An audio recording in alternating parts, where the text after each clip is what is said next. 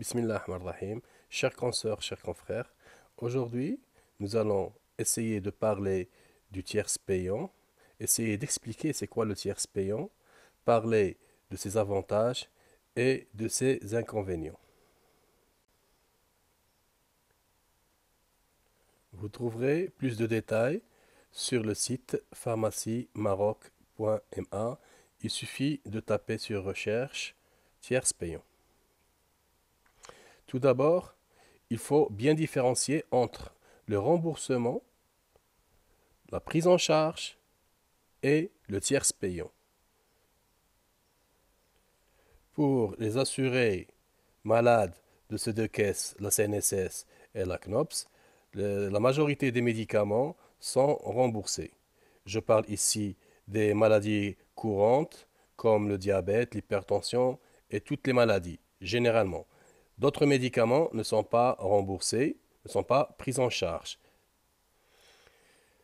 Pour les médicaments onéreux, c'est-à-dire très chers, avant, il fallait demander une prise en charge.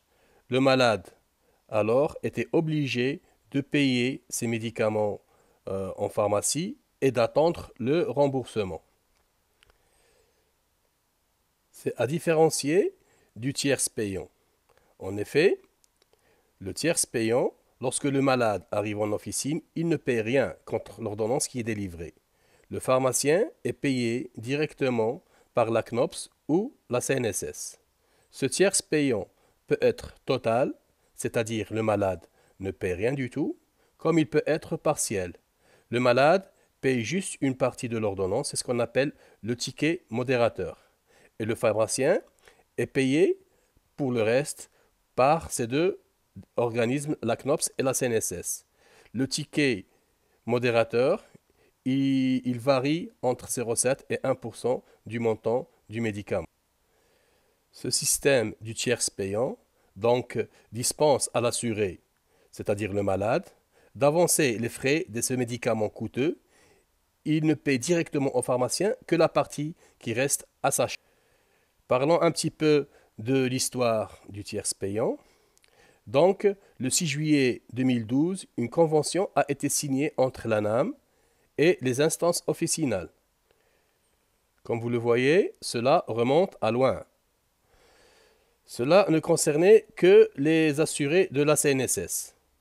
Donc, les assurés ou bien malades assurés par la CNSS souffrant de certaines pathologies lourdes, comme le cancer, l'hépatite, l'hémophilie, la dialyse, après cette convention, ils sont pris en charge par la CNSS et bénéficient du tiers payant pour, et là je souligne bien, 30 médicaments onéreux supérieurs à 1000 dirhams où la marge est de 300 à 400. C'est ce qu'on connaît par la tranche T3 et la tranche T4. T3 pour les 300 dirhams et T4 pour les 400 dirhams. Les différents intervenants qui ont signé sont le CNOP, le Conseil national de l'ordre des pharmaciens, à différencier du CNOPS, la FNSPM, la fédération, et représentant les organismes, l'ANAM, la CNSS, la Caisse nationale de sécurité sociale, et la CNOPS, qui est la Caisse nationale des organismes de prévoyance sociale. En signant cette convention, et là c'est très important, ces organismes se sont interdits d'orienter les malades vers des pharmacies bien déterminées. Donc, il leur est interdit d'orienter les patients vers une pharmacie quelconque et ils doivent s'engager à ne faire aucune discrimination dans le traitement des dossiers. Cette convention doit être révisée périodiquement, chaque 4 ans. Cette convention a été signée en 2012 et elle est entrée en vigueur en 2013, donc elle existe depuis plus de 3 ans, mais seulement pour la CNSS. Donc ce n'est pas quelque chose de nouveau. En 2016, il y a eu cette révision, c'est ce qu'on appelle un avenant, et le 15 mars 2016 à Rabat, il y a eu la signature entre le représentant de la profession et les organismes. Pour la nouvelle convention, l'avenant, celle signée en 2016, les maladies sont passées de 30 à 40 maladies prises en charge, toujours lourdes et coûteuses. Et le panier des médicaments, il a augmenté pour arriver à 86 médicaments, toujours la tranche T3 et T4, toujours supérieure aux 1000 dirhams. Et il faut bien souligner ici que sur ces 86 médicaments, il n'y a que 19 molécules ou bien DCI différents. Pour résumer un petit peu les choses, le tiers payant ne concerne que 41 maladies lourdes et coûteuses. C'est les ALD, affections de longue durée, et les ALC, les affections lourdes et coûteuses. Avant, il n'y avait que 30 médicaments pris en charge, 19 DCI. Aujourd'hui, 86, tous coûteux. La liste de ces médicaments pris en charge, c'est-à-dire les 86, vous les trouverez toujours sur pharmaciemaroc.ma. Tous ces médicaments dépassent les 1000 dirhams, sauf pour 3 ou 4, où ils sont situés aux environs de 700 à 900 dirhams. Ce qui a changé dans ce dernier accord, c'est-à-dire celui de 2016, et pour résumer un petit peu le tout, il y a eu élargissement de la liste des médicaments pris en charge. Le panier est passé à 86 médicaments, tous chers. L'accord est élargi à la CNOPS. Avant, il n'y avait que la CNSS. Maintenant, la CNOPS et la CNSS, leurs assurés sont pris en charge. Pour la CNOPS, et contrairement à la CNSS, c'est le pharmacien qui doit déposer le dossier. La CNOPS, la CNSS, pardon, c'était le malade qui déposait le dossier. Le Conseil de l'ordre et la fédération ont veillé à ce que ce soit le pharmacien qui dépose son dossier, et cela pour lutter contre le dirigisme. Avant, le malade venait consulter le pharmacien de son quartier qui lui conseillait, qui lui expliquait un petit peu l'ordonnance. Il partait à la CNSS pour ramener la prise en charge. Et là, on ne le revoyait jamais puisque, entre-temps, le malade était dirigé vers des pharmacies, entre parenthèses, conventionnées. Donc le fait que le pharmacien dépose lui-même la CNOPS, bien que cela représente un travail supplémentaire, est une bonne chose. Une autre chose qui a changé, c'est que le Conseil et la Fédération ont introduit des sanctions disciplinaires.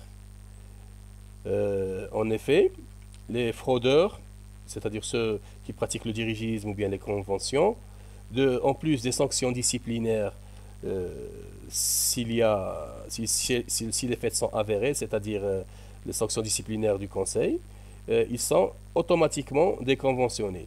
Si le Conseil demande à la CNOPS ou bien à la CNSS de déconventionner une pharmacie, c'est fait sur le champ et automatiquement.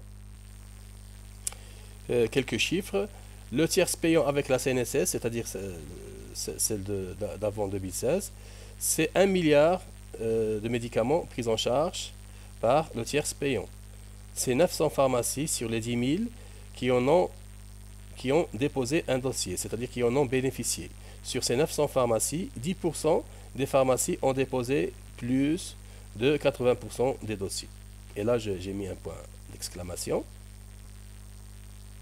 Nous, quand on veut expliquer ce chiffre faramineux des 10% des pharmacies qui ont déposé 80% des dossiers auprès de la CNOPS, auprès de la CNSS, leurs explications sont toutes simples.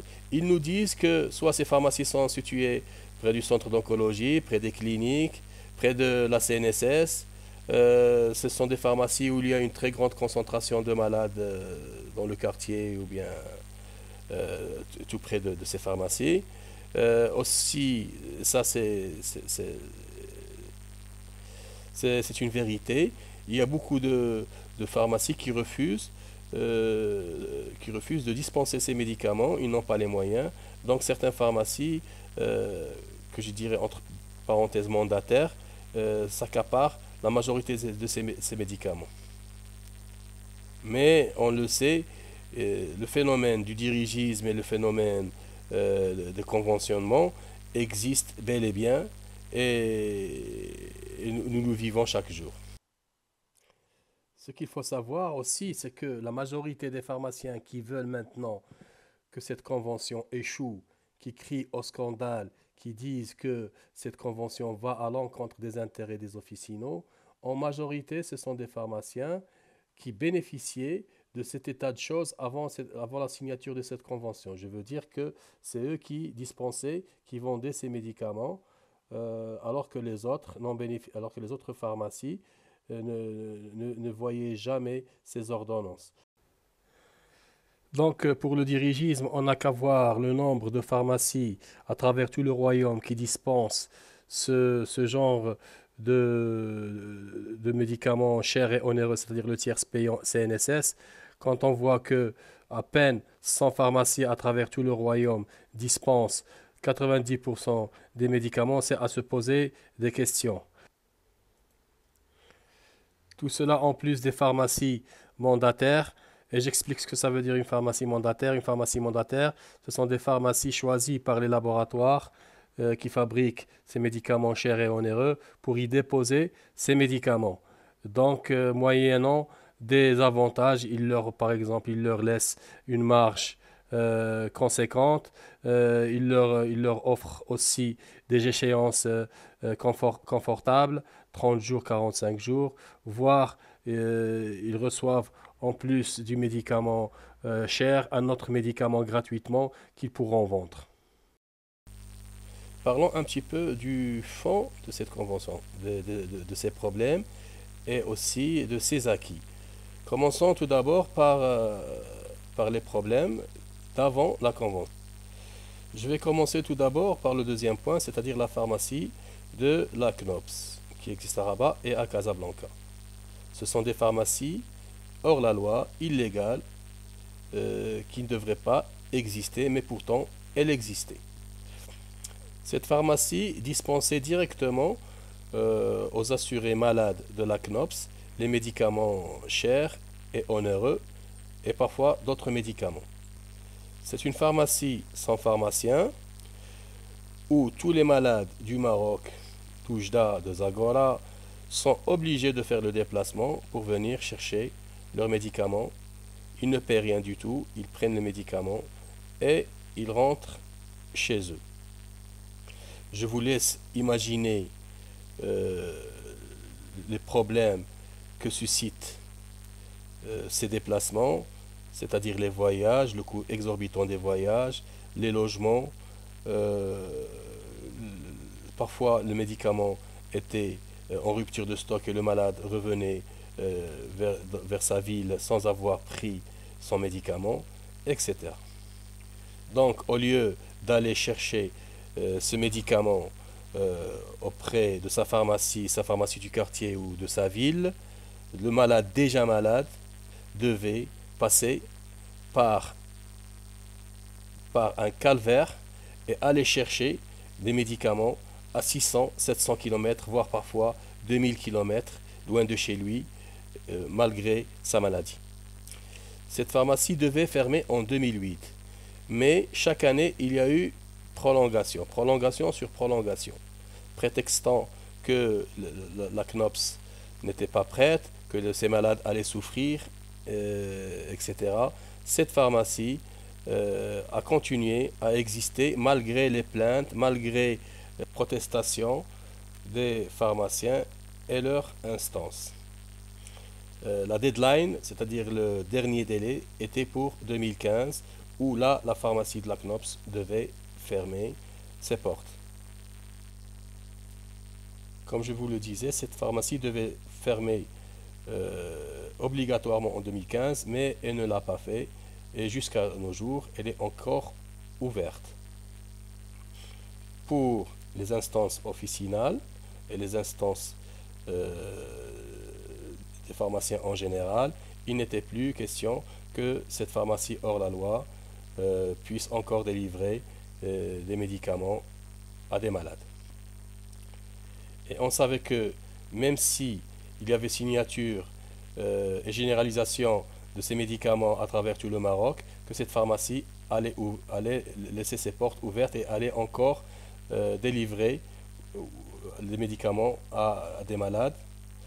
Vu que pour la CNOPS, ce qui était important, c'était épargner ou bien économiser la marge du pharmacien et lancer des appels d'offres pour faire baisser les prix. C'est pour cela que il projetait, c'est-à-dire la CNOPS projetait de laisser ces médicaments à la charge des cliniques privées. Comme ça, il n'y aura pas de marge de pharmacien et même les achats en gros seraient préservés. Et c'est là un danger qu'il fallait éviter à tout prix, puisque pour les instances officinales, il n'en était pas question.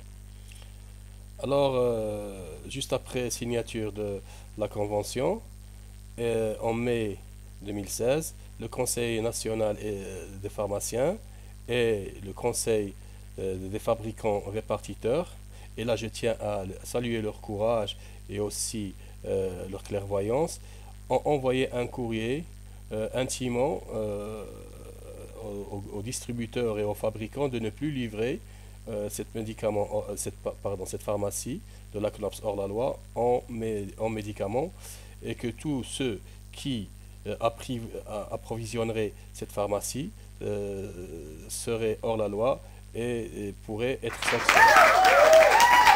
Après ce courrier, la pharmacie du CNOPS n'a plus été livrée, donc il y a eu rupture et des pénuries de ces médicaments. La CNOPS s'est vue forcée d'envoyer les malades chercher leurs médicaments dans les officines. Maintenant, et pour la première fois, nous voyons ces médicaments, ou plutôt ces ordonnances, dans nos officines. Nous voyons des personnes qui viennent nous demander conseil, qui viennent chercher et acheter ces médicaments dans le circuit légal et naturel du médicament. Donc, une des attentes primordiales du secteur officinal, c'est-à-dire le retour du monopole et le respect du circuit légal, avec cette convention, seront atteints, Inch'Allah. Une chose à souligner aussi, c'est l'importance du PPV, puisque avant le PPV, lors du PPM, certains médicaments, des médicaments hospitaliers, n'avaient pas de marge, étaient sans marge, ou avaient une marge de 5%. Je parle ici des médicaments onéreux et chers. Donc le pharmacien soit n'avait pas de marge, soit dans le meilleur des cas, il avait une marge de 5% qu'il devait partager avec le grossiste ou les répartiteurs, chacun prenant 2,5% de marge. Le pharmacien travaillant à perte, mais il le faisait comme tout bon citoyen qu'il est, avec plaisir. Lors de l'introduction du PPV, tous les médicaments ont eu un PPV, prix public de vente. Donc, ces médicaments où il y avait une marge, qui avait une marge de 5% ou étaient sans marge, maintenant avaient une marge selon les tranches, T3, T4 ou bien T1, T2. Mais subsiste encore des problèmes, puisque une des pétitions de la Fédération et du Conseil de l'Ordre, c'est que les médicaments hospitaliers devaient être différents des médicaments délivrés en ville ou bien des médicaments d'officine, puisqu'il fallait qu'il y ait une liste des produits des médicaments hospitaliers, chose qui jusqu'à présent n'existe pas, et aussi il fallait que le médicament hospitalier ait un conditionnement et un prix hospitalier bien différent de celui des médicaments délivrés par l'officine. Un des autres problèmes majeurs, c'est la fiscalité de ces produits, puisque en effet, ces produits, je parle de la tranche T3 et T4 en général, où la marge est fixée à 300 dirhams et 400 dirhams, ne bénéficient d'aucun privilège fiscal. C'est ce qui est tout à fait aberrant et incompréhensible. Donc un des grands chantiers du tiers payant, c'est de trouver une solution à la fiscalité de ces médicaments tranche 3 et tranche 4. Si le tiers payant dans son ensemble reste bénéfique pour l'officine et l'officinal, il n'en demeure pas moins qu'il comporte beaucoup de choses améliorables et qui vont être améliorées avec le temps, Inch'Allah. Donc, comme vous le voyez, et je l'ai mis ici en rouge, pour nous, ces médicaments, c'est de la science-fiction puisque ce sont des médicaments très chers, donc impossibles à stocker, même pour des pharmacies avec une trésorerie confortable, c'est très très dur de stocker ce genre de médicaments. Une des choses aussi à souligner, c'est que pour certaines villes comme l'axe Rabat, Casablanca et Jadida, le problème ne se pose pas puisque les laboratoires se trouvent dans ces villes. Donc il n'y aura pas un problème pour les pharmaciens pour s'approvisionner en ces médicaments. Le problème se pose pour les villes éloignées, exemple Oujda où je me trouve. Ces médicaments, on les trouve on ne trouve que rarement dans les grossistes. Et là, il faut le dire, même les grossistes vraiment souffrent avec ces médicaments, puisque la marge qui leur est accordée ne couvre même pas le transport. Alors imaginez si un médicament aussi cher, s'il y a se périme ou bien s'il y a une perte quelconque. Donc c'est vraiment une catastrophe pour la grossisterie des régions éloignées qui ne peuvent pas se permettre de stocker ces médicaments avec une marge aussi faible. En ce qui concerne les fabricants ou bien les laboratoires ils fournissent ces médicaments avec des conditions impossibles. C'est des conditions que n'importe quelle pharmacie ne peut tolérer. En effet, ces médicaments sont parfois fournis contre remboursement avec des chèques pour les plus chanceux, pour ne pas dire pour les mandataires de ces laboratoires. Euh, un délai de paiement leur est accordé, c'est un délai allant de 1 mois jusqu'à 45 jours qui permet aux pharmaciens de dispenser ces médicaments et d'attendre le remboursement. Donc la solution qui doit s'imposer, c'est l'accompagnement par l'État et par le ministère de la Santé. Un problème énorme se pose maintenant pour l'officinal, puisque vu le manque d'information ou bien de désinformation, les citoyens et même certains pharmaciens, d'où le but de ce tutoriel, ne comprennent pas que ce sont juste 30 médicaments pour la Convention 2012 ou 86 médicaments pour celle de 2016 qui sont entre parenthèses gratuits, c'est-à-dire pris en charge. Et que c'est juste certaines maladies lourdes et coûteuses qui sont prises elles aussi en charge. Donc le malade, c'est compréhensible, vient à l'officine, au comptoir et il demande au pharmacien pour des maladies autres que celles qu'on a précitées. Par exemple le diabète, l'hypertension, ils viennent et ils demandent de leur fournir, de leur donner des médicaments gratuits, ces médicaments dont on a parlé à la télévision. Et là s'installe un climat de conflictuel, un climat de méfiance, puisque les malades croient que c'est le pharmacien qui ne veut pas leur donner ces médicaments gratuits, puisque monsieur le ministre ou bien puisque le politicien est sorti à la télévision et a prétendu à désinformer, c'est une désinformation totale, que les médicaments maintenant au Maroc sont gratuits, sont pris en charge, sans expliquer que c'est juste certains médicaments qui sont pris en charge. Alors qu'en est-il actuellement? Quelle est la situation actuelle? Nous sommes aujourd'hui le 15 juin 2016. Alors pour la CNSS, la convention elle est opérationnelle depuis 2013 et elle travaille encore avec le panier des 30 médicaments. Pour le CNOPS, c'est différent puisque l'entrée en vigueur ou l'application de la convention ne devait avoir lieu que le 17 ou le 18 juillet 2016, c'est-à-dire 2 mois après sa publication au bulletin officiel. Mais vu que la pharmacie de la CNOPS ne dispose plus de médicaments après le courrier du Conseil national et de la Fédération, ils ont été obligés d'avancer la convention au 3 juin, c'est-à-dire il y a une dizaine de jours de cela. La convention est opérationnelle d'après les dires des responsables de la CNOPS depuis le 3 juin. Alors, avec les 30 médicaments ou avec les 86 médicaments pris en charge, à vérifier avec les responsables de vos délégations CNOPS. C'est pas très, c'est encore flou. Voilà, chers consoeurs et chers confrères, nous sommes arrivés à la fin de cette vidéo tutoriel. J'espère que cette vidéo vous a été utile et vous a aidé à mieux comprendre le tiers payant, ses contraintes et ses attentes.